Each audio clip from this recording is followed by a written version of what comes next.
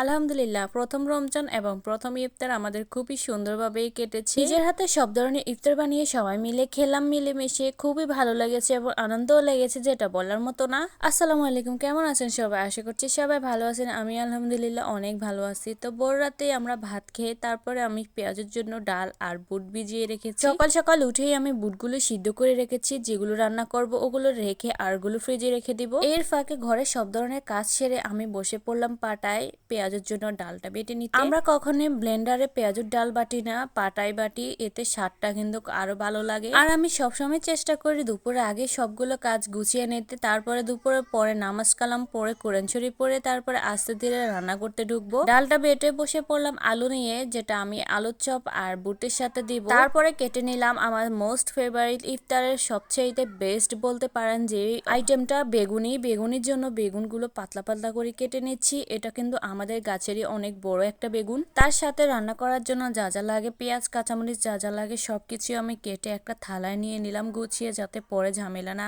পড়ে। আরো একটা কাজ আমি সবসময় গুছিয়ে রাখি, কিছুক্ষণের জন্য ভিজিয়ে রাখি, যেটা হচ্ছে বেসন গুলাটা। আমি সবসময় বেসনটা আগেই একটু গুলিয়ে রাখি, এতে একটু ভিজে। দুপুরের পরেই তো আমি সবকিছু নিয়ে চুলার পাড়ে চলে আসলাম, একদম সবকিছু গুছিয়ে পরিপাটি করে রেখে দিলাম। এদিকে আমি পেঁয়াজ কাঁচামরিচ গুলো মাখতে ভুলে গেলাম, তো আমি বসে সবকিছু মেখে তারপরে বসে বসে গোলা করে নিচ্ছি, যাতে পরে তেল দিতে সহজ হয়। বিসমিল্লাহ পরে প্রথম রোজার ইফতার বানাতে শুরু করতে প্রথমে আমি তেল দিয়ে দিলাম কড়াইতে, তারপরে একে একে পেঁয়াজগুলো ভেজে নিচ্ছি লাল লাল করে। আমি সবসময় এইরকম মচমচে লাল লাল করে পেঁয়াজ ভাজি, যাতে খেতে অনেকটা মচমচে লাগে। আমরা এইরকমই খাই সবসময়। এরপর বানাতে বসলাম আমার মোস্ট ফেভারিট, যেটা আমার পার্সোনালি অনেক ভালো লাগে, বেগুনি। ওটা বানাতে আমার একদম অনেক ভালো লাগে এবং খেতেও খুবই ভালো লাগে। আর আলহামদুলিল্লাহ আমার প্রথম বেগুনি গুলো অনেক সুন্দর করে ফুলেছে। আমি তো ভয়ে পেয়েছি যে ফুলবে না ফুলবে, কিন্তু আলহামদুলিল্লাহ অনেক সুন্দর করে ফুলেছে বেগুনিগুলো।